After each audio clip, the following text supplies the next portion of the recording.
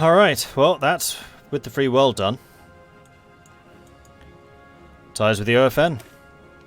While making friends and allies of nations in our immediate vicinity is all well and good, our greatest allies since time immemorial are the OFN. The US has been a big help, but we need to reconnect with our old Commonwealth allies, Canada, Australia, New Zealand and the like. Since the collaborationist government took power, the cooperation between our nations has been non-existent. It is time to change that. We should conduct official tours to the lands of our old friends. We'll need their help if we are to become more than a thorn in the devil's side. Oh, I can select something. Hey, cool. East Anglia is what I was going to do.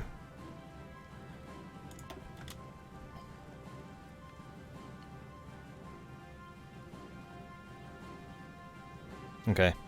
So it's wasted like 15 days of campaigning. And considering how close it was before, that might matter. Especially if I end up being one freaking day short. We'll see. We'll see. Alright, East Anglia's done. Do it again.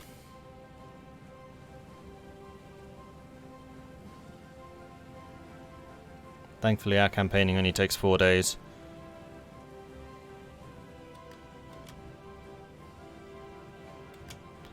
Okay, East Anglia's flipped. Where's next closest?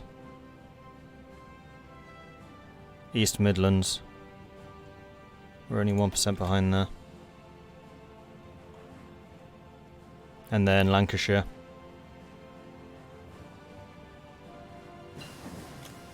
Mass production methods, done.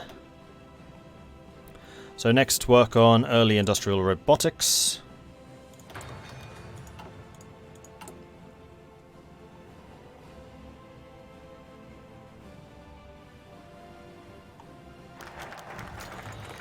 This was good, thought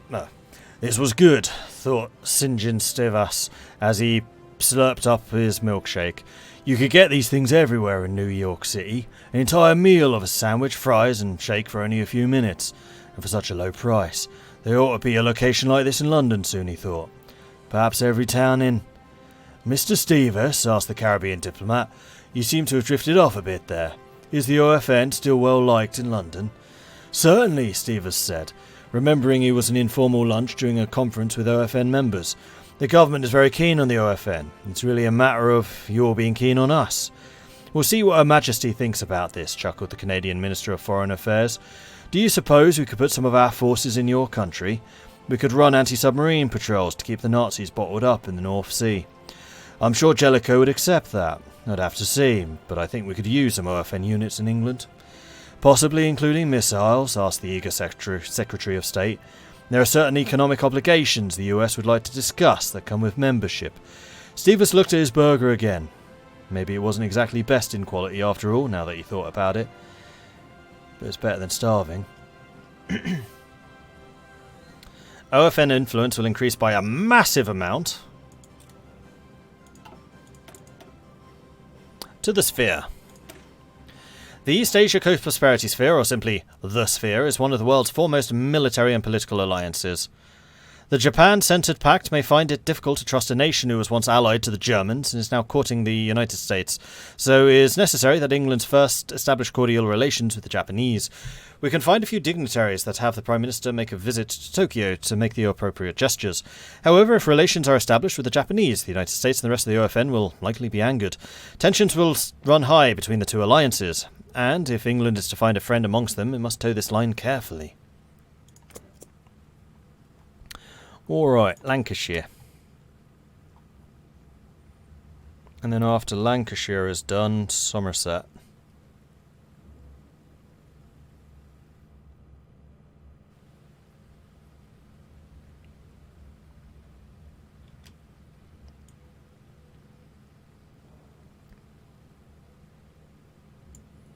And I think I may also give a speech in Parliament. Make sure the moderates remain steadfast. Alright, there goes Lancashire. Let's get Somerset.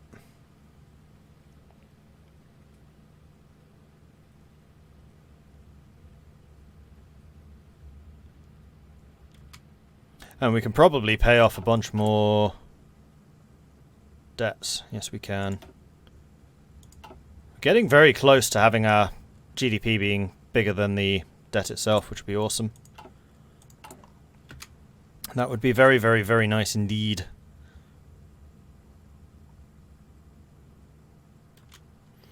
Alright, next.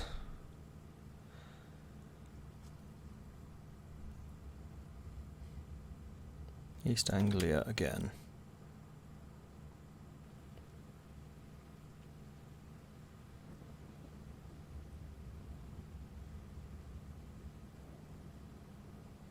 Unfortunately, the other ones we're quite far behind in.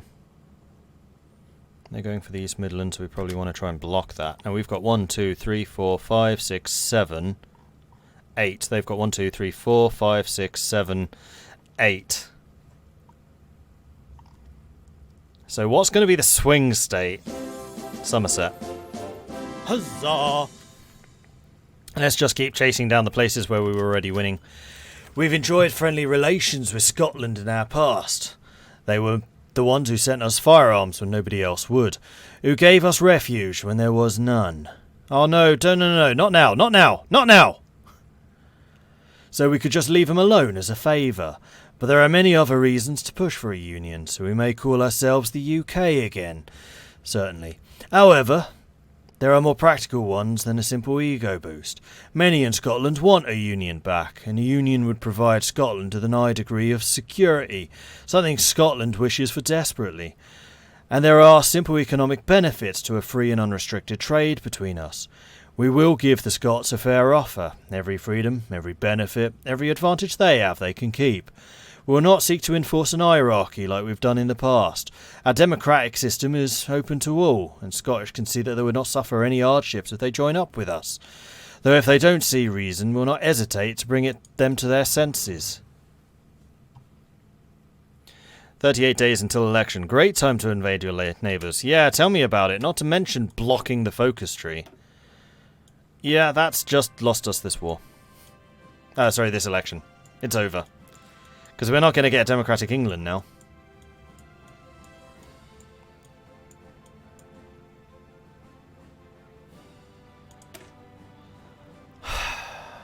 Shouldn't have gone to the military.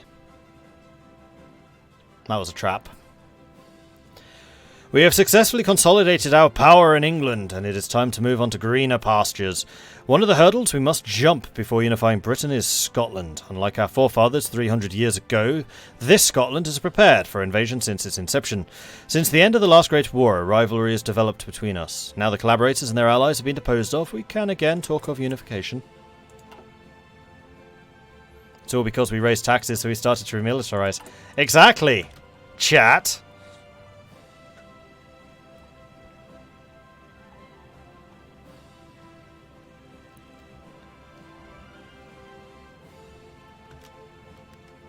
If you annex the new territories, I might vote for you. They are very SNP aligned right now, so I doubt that.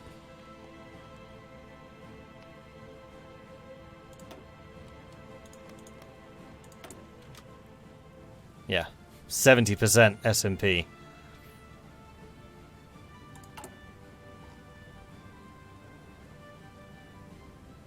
That's really annoying.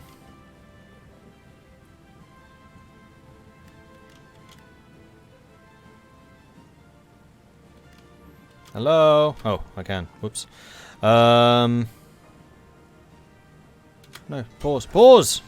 Wasting time.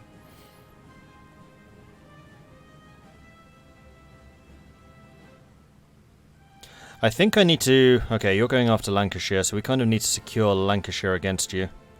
So we're going to campaign there as well. A group of diplomats walk onto a plane in Heathrow. It leaves the ground early in the morning. In an hour or so, it'll be in Edinburgh. When it lands, the negotiations will begin. Negotiations that will determine the fate of the British Isle and the people on it. Negotiations that, if successful, will unify Scotland and England once again. Negotiations that might finally allow us to take on the mantle of the United Kingdom of old. These will be hard. The Scottish will definitely drive the hardest bargain they can, but they will not surrender their freedom for nothing in return. And failure on our part will certainly lead to another massive war on the island. one which will exact a large cost in lives on both sides. Let's get them talking.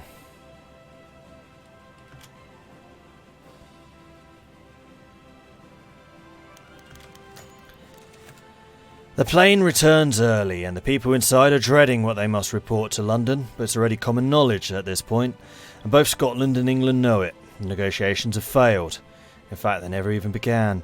Over the past few days, the diplomats and negotiators sat idle in a hotel in Edinburgh as they tried to get in contact with the Scottish government, but Scotland refused to meet, rejecting the possibility of any deal with England, and thus they had to go home without any hope of peaceful settlement. Both countries are in a panic. Our citizens are panicked over the inevitability of war. Our troops are mobilising, and so are our enemies. We must have no choice but to win a conflict with our northern neighbour and do it quickly. This is ridiculous. There was no way I would have done this. I was quite happy to let Scotland be Scotland. They helped us get independence after all. Oh, I hate this.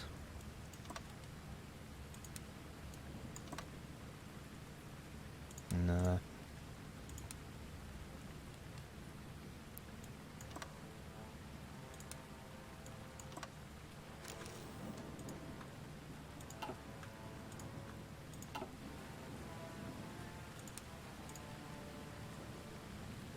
Oh, I see the problem.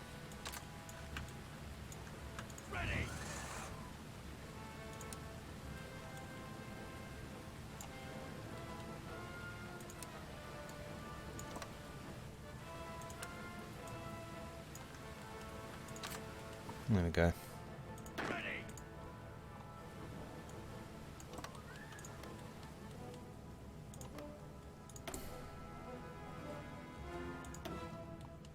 No, apparently you can't just let bygones be bygones.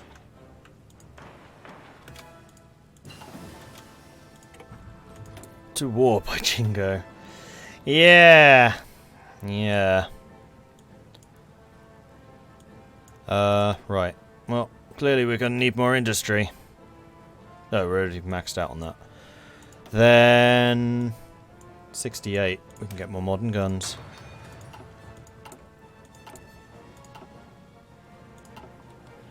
And we wanted to add scout helicopters. Here we go.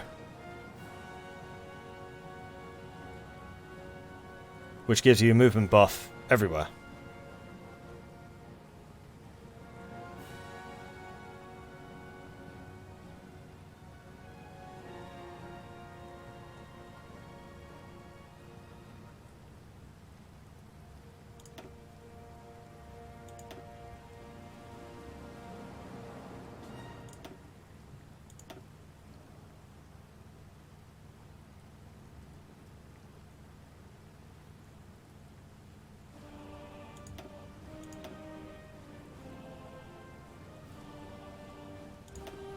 Alright, so this is how the SAS unit's going to look.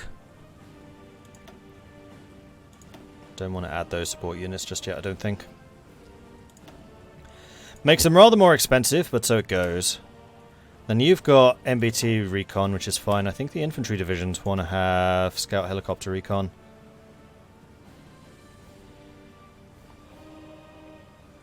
Dramatic increase in soft attack. Dramatic increase in scouting. Recon goes from 2 to 6. Alright, let's see if we have enough for this. Now, one other thing I do want to do, actually, is make you elite. Because you should have first dibs on all of the gear. How is an MBT recon? I think it's just recon main battle tanks. Probably with more advanced radar or something stuck on them.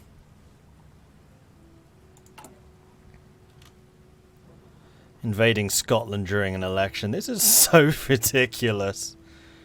Why? Why?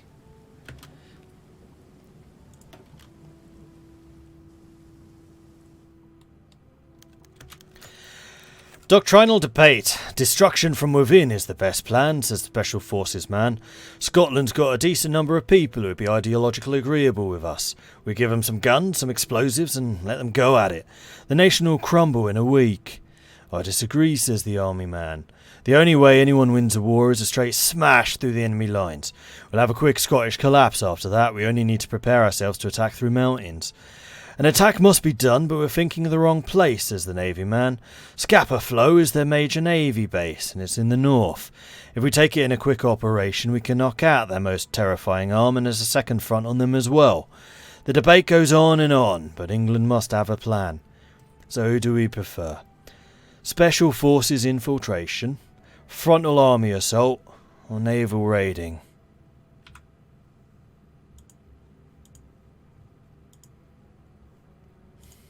I absolutely hate that there's no option about going after Scotland and Wales, because I wouldn't have done it.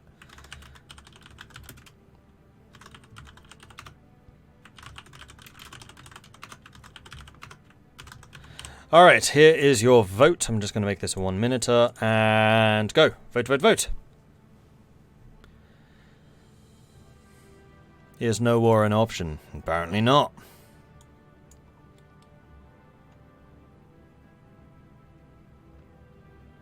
Am I producing recon helicopters? Yes, and I have been for a while. So they were just kind of sitting there not being used. Now we have a deficit though, which is not a surprise. I mean, we have a deficit of most things. So we're short on artillery, we're still short on transport helicopters.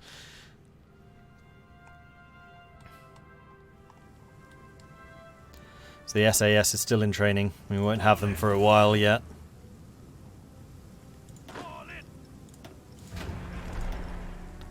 And let's get you lot with your plans established before things actually go off.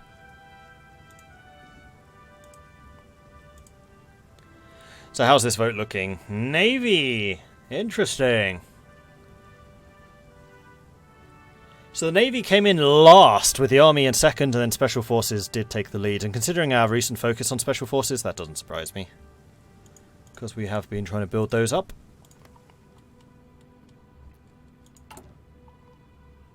Anyway, I think I'm going to leave this one here, kind of in an annoyed state.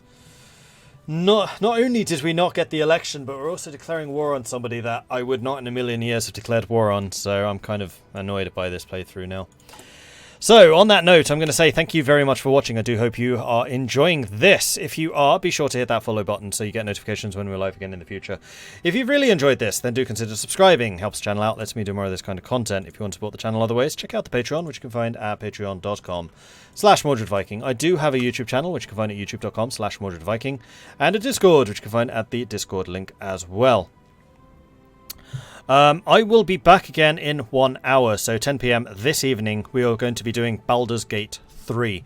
If you want to be there for the character creation, make sure you are there early, because I will have a lot of questions for chat. Baldur's Gate 3 does have excellent streaming Twitch integration, which I will be enabling, so make sure you are there for it. Baldur's Gate 3 is looking phenomenal. I am an enormous fan of Baldur's Gate 1 and 2, and I am very, very excited about this. So Baldur's Gate 3 coming back after the break.